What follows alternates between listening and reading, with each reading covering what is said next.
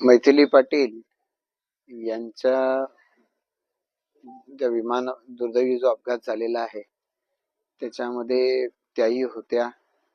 खरं तर नावागावातील अगदी आपण म्हणूया सर्वसामान्य परिस्थितीमधून पुढे आलेल्या मरुश्वर पाटील यांच्या कन्या आणि वडिलांनी आपल्या मुलीचा एका अर्थानं म्हणूया हट्ट हा पुरवला आणि तिला या सगळ्या एअर होस्टेस केबिन क्रू याचा घटक बनवले. एअर इंडिया पूर्वीच्या आपल्या भारतीय कंपनी पण आता ती टाटाच्या अंडर आहे आणि अशा या विमानाचा दुर्दैवी अपघात आहे ज्याने संपूर्ण देशच हादरलेला आहे. पण विशेषत्वानं त्याची झळ पनवेल मधल्या आमच्या या सर्व नावा ग्रामस्थांना बसलेली आहे. खरं तर जिच्याविषयी सर्वांना अभिमान वाटावा अशा पद्धतीचं काम आणि तिच्याविषयी असा दुर्दैवी शोक व्यक्त करण्याची पाळी यावी हे खरंच दुर्दैवी आहे. आणि म्हणून या अनुषंगानं खरं तर त्यांचं सांत्वन आपण काय करू शकणार आहोत. लवकरात लवकर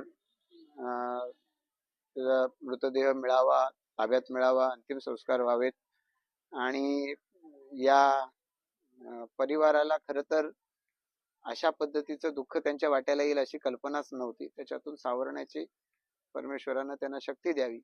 आम्ही सगळेच जण त्यांच्या सोबत आहे. त्यांचे DNA टेस्ट केले जाणार आहे. DNA टेस्ट केल्याच्या नंतर त्या संदर्भामधले जेव्हा एकदा खात्री पटेल त्यानंतर मग तो मृतदेह ताब्यात मिळेल.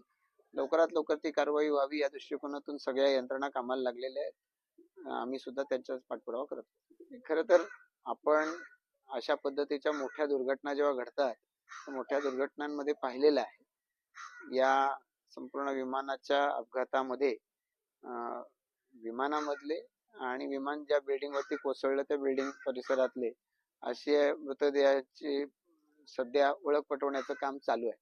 एकच व्यक्ती याच्यामध्ये जिवंत सापडल्याचं कन्फर्मेशन मिळालेलं आहे जे आपल्याच वाहिन्यांवरतून आम्हालाही पाहायला मिळते. प्रत्येकाच्या मनातली इच्छा असते की आपला जो आप्तजन आहे तो याच्यातून वाचलेला असला पाहिजे, किमान तो तरी वाचलेला असला पाहिजे अशी प्रत्येकाची भावना असते. पण दुर्दैवानं वस्तुस्थितीचा स्वीकार आपल्याला करावा लागतो. तशा पद्धतीने लवकरच त्याची खात्री आपल्याला पटेल.